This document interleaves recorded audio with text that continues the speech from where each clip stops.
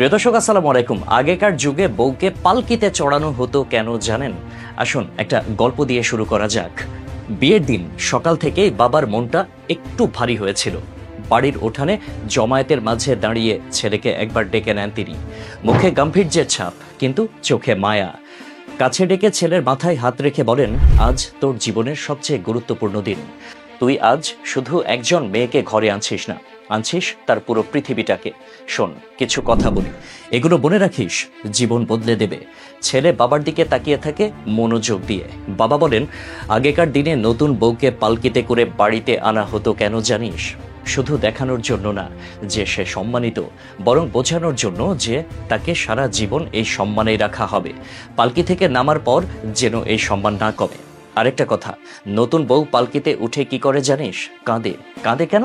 শুধু ফিরে আসা মা বাবার জন্য নয়, তার মনের মধ্যে এক অজানা ভয় থাকে। নতুন সংসারে কি হবে, নতুন মানুষগুলো কেমন হবে।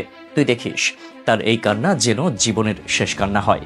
এরপর সে আর কাঁদবে শুধু দুটি কারণে: এক, মা হওয়ার আনন্দে, আর দুই, তার আগে তুই মারা গেলে। ছেলের চোখ নেমে আসে, বাবার কণ্ঠ তখন আরো গভীর হয়ে ওঠে। মাঝখানের সব কষ্ট আর শোক তুই নিজের হাতে মুছে দিবি। এটা তোর দায়িত্ব। সংসার মানে শুধু খাওয়া দাওয়া আর সংসারের খরচ চালানো নয়। তাকে যতটা সম্মান দিবি, ঠিক ততটাই সৃষ্টিকর্তা তোর ওপর মেহেরবান হবেন। এবার একটু থেমে বাবা বলেন, মেয়েরা সবচেয়ে বেশি কষ্ট পায় স্বামীর খারাপ ব্যবহারে। আমি অনেক বদমেজাজি জানিস, কিন্তু কেউ কোনোদিন বলতে পারবে না আমি তোর মায়ের সঙ্গে উঁচু গলায় কথা বলেছি। কারণ জানিস, তোর মা আমার ঘরকে ঘর বানিয়েছে। সংসার মানে শুধু মানুষ নয়, সেখানে শান্তি আর সম্মান থাকতে হয়। সেটা তুইও তোর স্ত্রীর জন্য করবি। বাবা এবার একটু হাসলেন। আরেকটা কথা, বউয়ের মা বাবাকে কখনো শ্বশুর শাশুড়ি ডাকবি না, তাদের মা আর বাবা ডাকবি। তুই যদি ওদের সম্মান দিস, তোর বউ আমাদেরকেও একইভাবে মা বাবা ডাকার সাহস পাবে। সংসারের নিয়ম এটাই। ছেলের চোখ তখন জল ভেজা। বাবা আরো বলেন, জানিস, সৃষ্টিকর্তার পাল্লা সমান। তুই যা করবি তার পাল্লায় সেটাই ফেরত আসবে।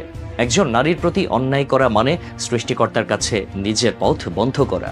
তাই সব সময় এমন ব্যবহার করবি যাতে তোর স্ত্রী নিজেকে পালকিতে বসা রানীর মতো মনে করে। তার কান্না আসবে শুধু আনন্দে। ছেলের হাতে হাত রাখেন বাবা। আজ তুই নতুন জীবনে পা দিচ্ছিস।